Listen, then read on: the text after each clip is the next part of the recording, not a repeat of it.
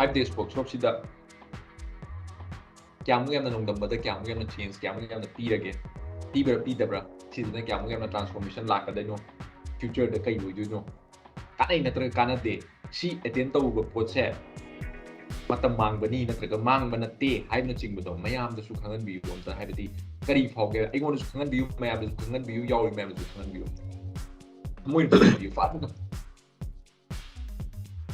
kano e-commerce hadai maming budi taraba ada hana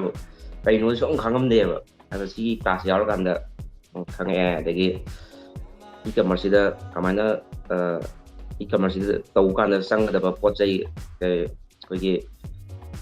digital marketing adagi logo design ke ka sana loi takpi re ada si khang jam nuai adagi e-commerce da kamana business tau da ga je online 的 yon bai ne di khange du kamai to da ge ji kem khangam de ai sari class yaw kan loi khange de yam ai yon kan da zai ai dai si matam mangan mak oi de yang kan ai yon ya lo sin da ke nongdamba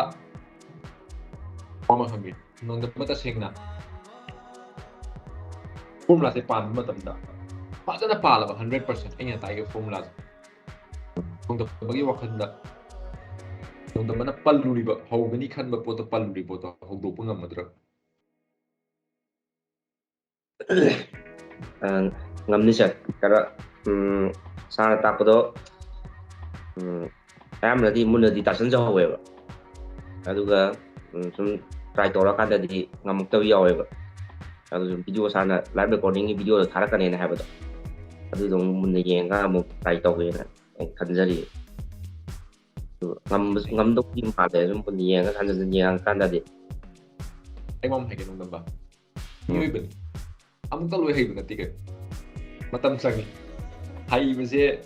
amukta loi hei rati kai dinga si do yeng ma si yaw loi hei ne ba practice tor ma tunda hai the practice make men perfect hai to adu po to khangalo adu nang hosi practice tau dana ta dang yaw re khang re hai na ek ta hosi ai di loi hei ra bani hai ya puti practice tor kan practically nasana kumda jara kan nasana ising du da nasana ing ba sa ba nasana kumda ra kan khang du ni ising du